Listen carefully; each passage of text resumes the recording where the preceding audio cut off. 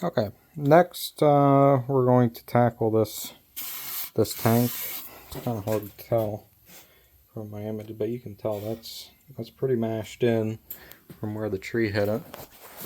It's going to be hard to get a perfect fix on that, but I'm thinking if I use some pry bars, I can probably pry it close enough where at least the lid might go on. So here's what I'm going to do. Set you all down here. Try to chuck this piece up into the vise. Or this whole engine assembly into the vise. See if I can get a better leverage on it to bend that out. That is going to be a bit of a hassle.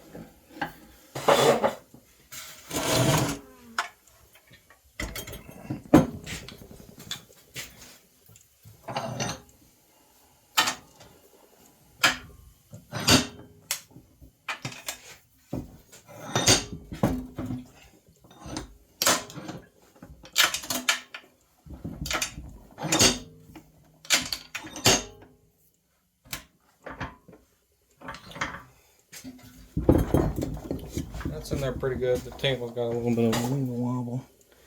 Not because it's not heavy, just because it's a little off balance there, I would imagine. Put this on there. Let's see. Nope. Just kind of bending up the whole gas tank there. Which, this gas tank is a part that could be replaced, I imagine, pretty easily. But if it's a unit I'm just trying to, kind of offload, I want to make sure at least get the cap on there sealed decently. At least the cap goes on now. It wasn't fitting on originally.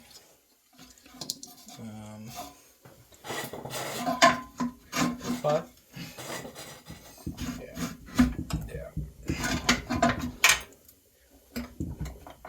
I'm not expecting to get a lot for this.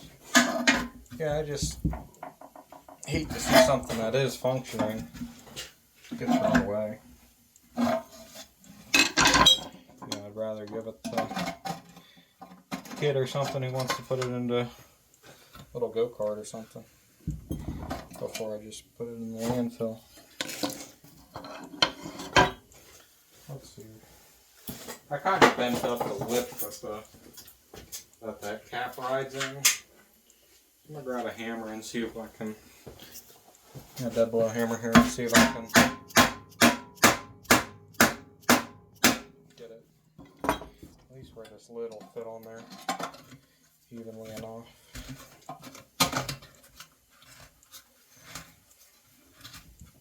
Okay. Yeah, not a great solution, but that'll do. I mean, if someone's buying this to repower something important, they might already have a gas tank that they can harvest off of their existing unit, or okay, there's oil in there. I feel like that was tipped appropriately. And maybe it's tipped my way a little bit, because it did leak out on the floor here a little when I opened that oil check cap. Okay. Alright, see. Well, that was kind of a bust, bending that up. At least I can get the gas cap on there sufficiently enough, because when I started this project it wouldn't fit on there at all. So I just had the cap sitting off to the side. Now, probably wouldn't be very airtight or anything, but better than nothing. Okay, what I'm going to do is take this gearbox off. Kind because I imagine if someone buys this engine or uses it to repower something, this gearbox is not going to be necessarily useful to them. So I'm just going to take it off because I may be able to find some future use for it. Okay, that's on there. I'm going to break those bolts loose with the impact. Save myself some hassle. Actually don't have that size. Impact, and at least in the deep well. I bet I had a shallow 12. Okay.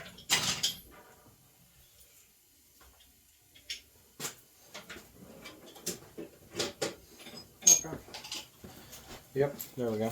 Tool-wise, I don't use a lot of super high-end stuff. My chrome vanadium sockets or some old school Craftsman sockets that I bought a long time ago. I bought like a big mechanic starter set when I was in middle school. And the rest of my stuff is mostly the Pittsburgh Harbor Freight branded stuff. I think it works pretty well in my experience. And my opinion with tools is start with something serviceable and upgrade as you break them, or as you realize you need a higher end tool, which is what I do. I mean,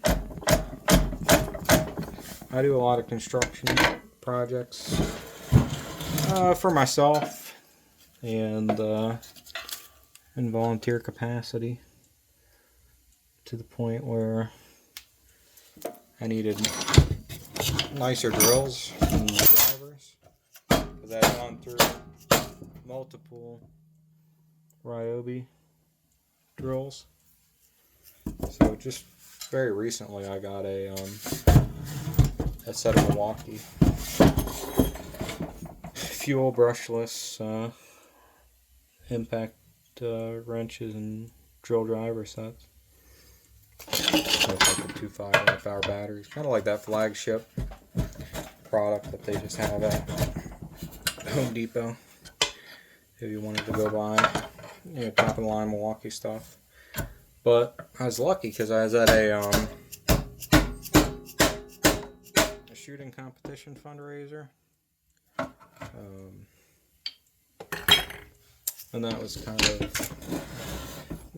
part of the silent auction they had, so I bought that. Okay, one thing I've noticed with this, so I'm looking at this gearbox. I took these two bolts out, which kind of seemed like the only thing holding up. To me, it appears that the drive shaft would be entering this gearbox, and then this would be a different gear, like a reduced gear over here. So I was thinking this would just separate from here, like through this drive shaft, but it's feeling pretty constrained. So I don't know if something would be holding it. These all just look like part of the crankcase bolts. I don't really want to open this gearbox because, you know, it's a contained unit. It would have gear oil in it. Like there's the oil fill line. But that might be the only option. I don't know if these gears are kind of meshed or something like that that would constrain them from coming out. But we'll look at that here in a little more detail.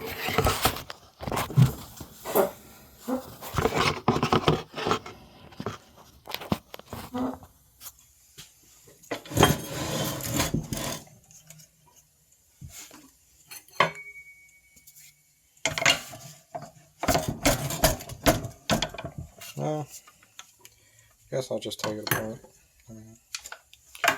It's not hurting. I just need to make sure I drain this gear oil. Ooh, that was a little fuller than I thought it would be.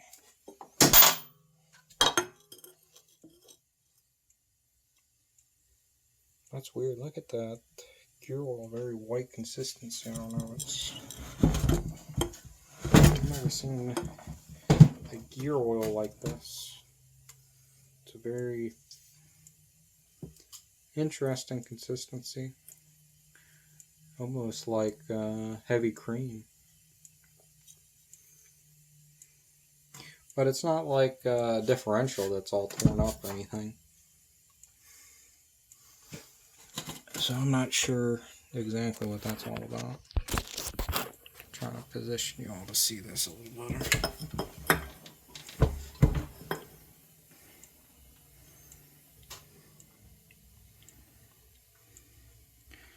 I wouldn't expect there to be too much in there. It's a little thing there. Okay. And it did have a crush washer on that bolt that was retaining that fluid. But I don't know where that bolt went. I guess so. Oh, that remained in the impact wrench there. Okay, and there was I think a little magnet on the end of that bolt, like a normal drain plug. But it did not have any real metal debris, so that's a plus. I'm going to bring this couple rags over just to work a little cleaner, because once I get this gearbox housing off, it's going to be a bit of a mess. All that fluid that didn't really drain out very fast has to be in there.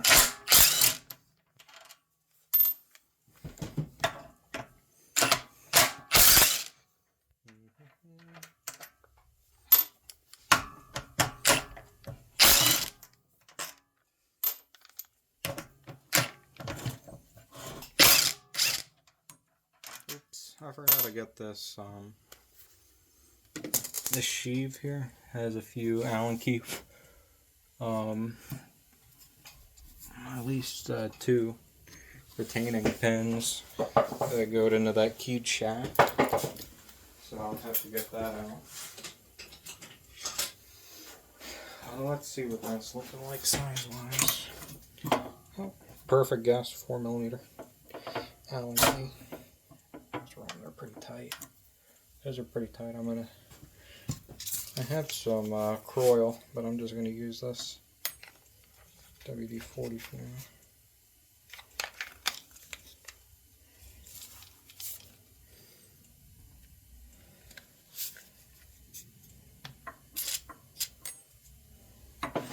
Okay, we're going to have that first one broken loose. I'm going to put a little bit of WD-40 on that second one and get it broken loose before I try to loosen those up. And they're tight. I don't really have a gear puller, so hopefully we're able to finagle this out with the hammer.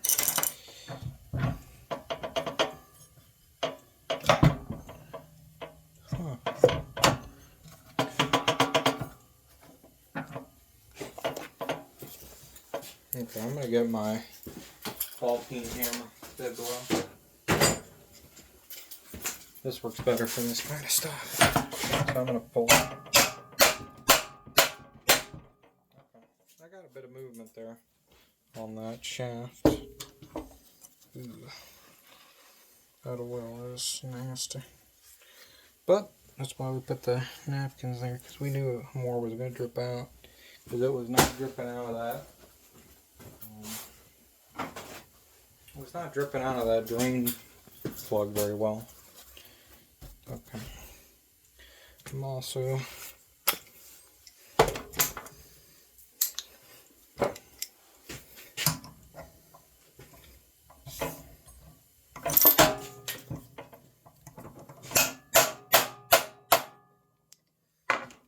Okay. Try to get this out. It's a bit of a hassle. Could really use an extra set of hands to. Whoa. Okay. So that came out. I didn't think that was going to come out because we were having difficulties already trying to get that out. Okay.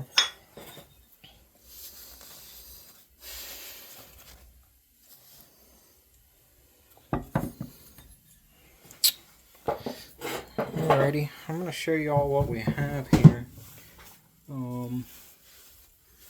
I guess it makes a little more sense why we weren't coming off. So this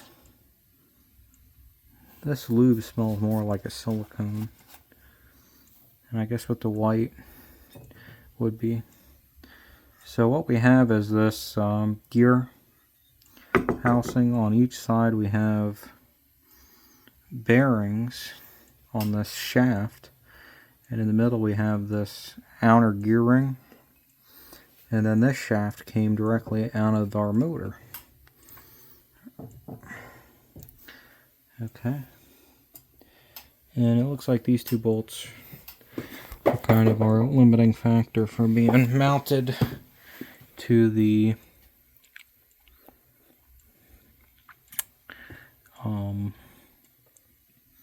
being mounted there.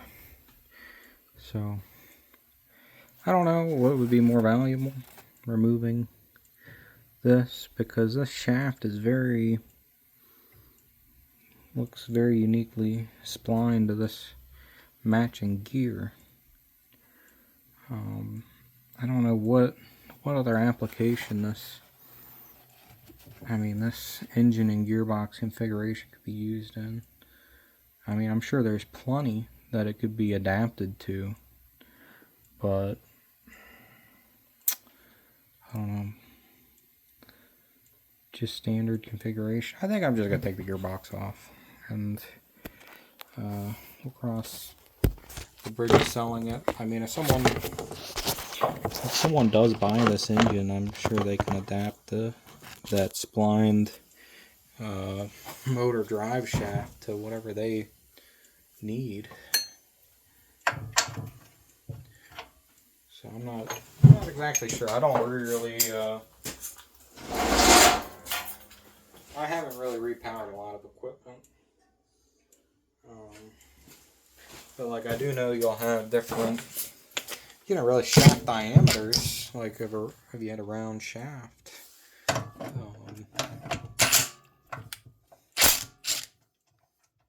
man, I mean, this gearbox isn't going to be much use outside of this engine, because you need these mounting holes to line up.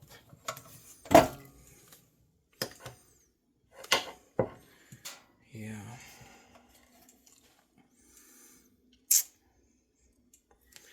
I don't know what we think, guys.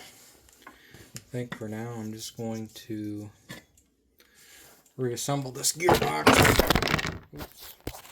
Reassemble this gearbox outside of the rest of the unit.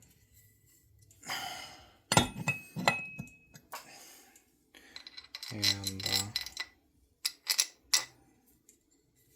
yeah, I mean, I don't know. I don't think you could really resell this gearbox, because I mean, could it break?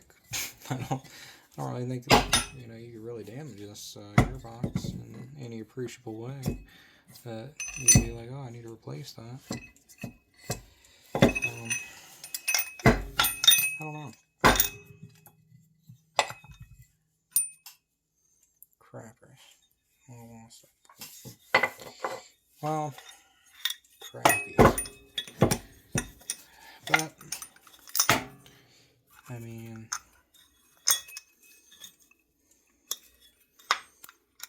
yeah. Well, I guess I don't really deal with a lot of this Class of equipment, I guess you'd say. I would say. By that I mean class of equipment, I would say the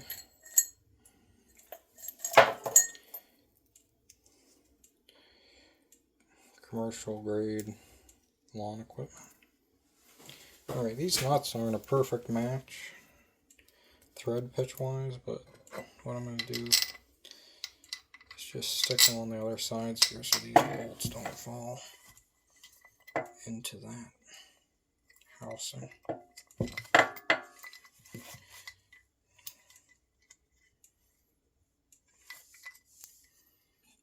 And when I market this,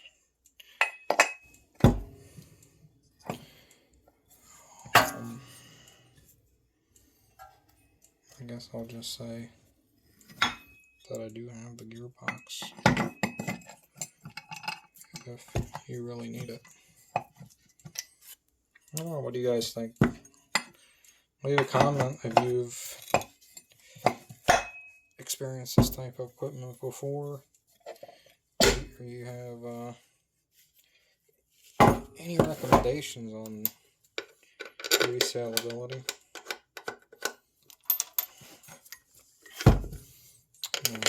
I guess I'd have to fill this with oil.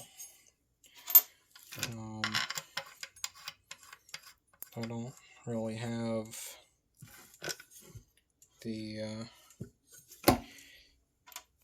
gear oil, but I do have gearbox oil, so I think that would probably suffice. If I what do I have up here, like 75 W140.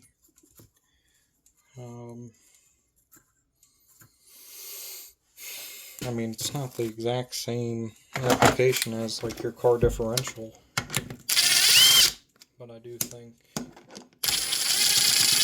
that it would be fine.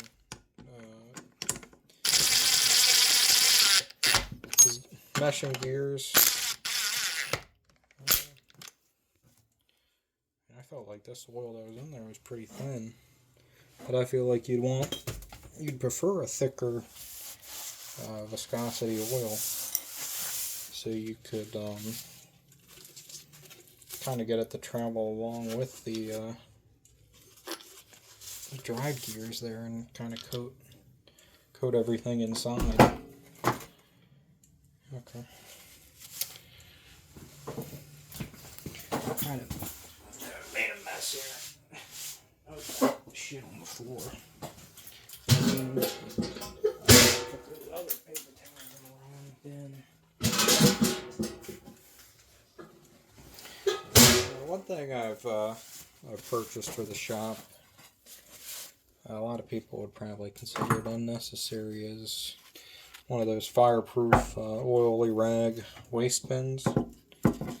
I think it's a good addition because I was reading on some Reddit forums that there have been multiple people have had their shops burned down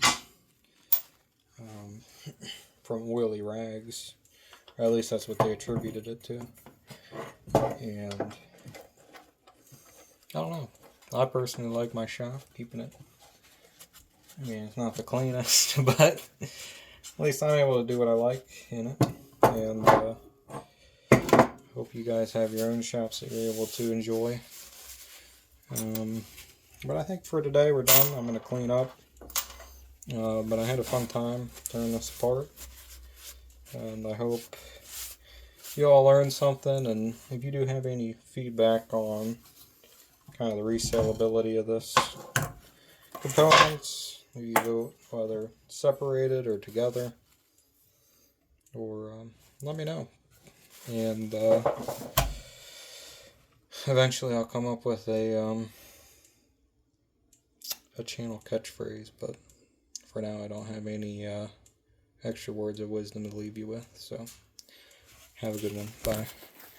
God bless.